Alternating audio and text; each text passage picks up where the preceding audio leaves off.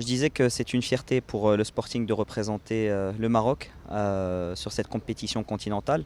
En plus de ça, c'est historique. C'est la première fois à Awal Marra qu'un pays va représenter deux équipes sur la Champions League féminine.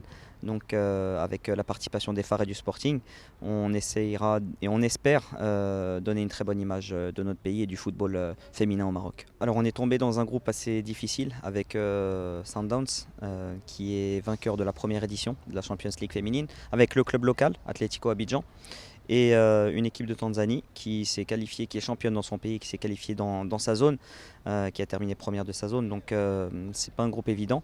Maintenant, voilà, on y va avec beaucoup de respect pour nos adversaires, mais nous aussi on s'est préparé et on essaiera de passer au tour suivant et de tout faire. En tout cas, on s'est préparé pour ça. Alors, on a déjà préparé notre zone UNAF cet été, avant de partir en Égypte. On avait fait une mise au vert à Ouelmes.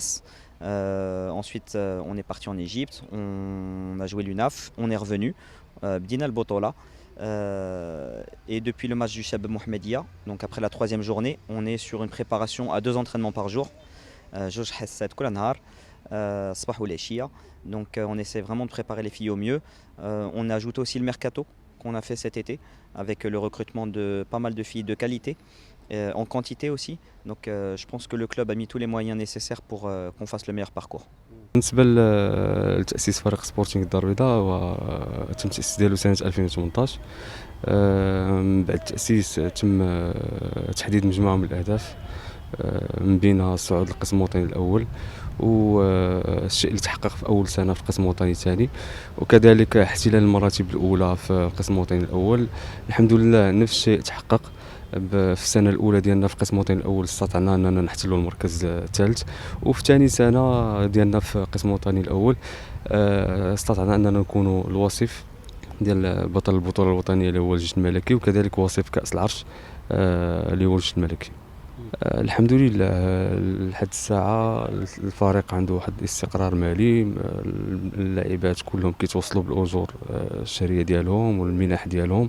الحمد لله ما كاينش ديون، والحمد لله الفريق غادي في الطريق الصحيح. On a tout mis de notre côté, on a mis toutes les chances de notre côté, l'encadrement technique, le comité, ils ont pas mal fait des recrutements juste pour cette Champions League parce qu'ils veulent un résultat positif. Et quant à nous, je dirais que nous sommes sur la bonne voie parce qu'on ne va pas pour jouer, on va pour gagner.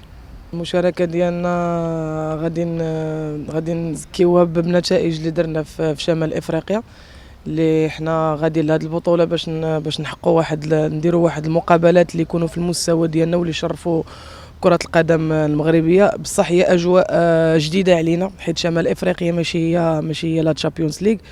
غادي نمشيو باش ندافعوا الحظوظ ديالنا ونهزوا الراية ديال البلاد، وكيف هزوا فريق الجيش الملكي الرايه ديال البلاد غنمشيو حتى حنا ندافعوا الحظوظ ديالنا باش نشرفوا كره القدم النسويه.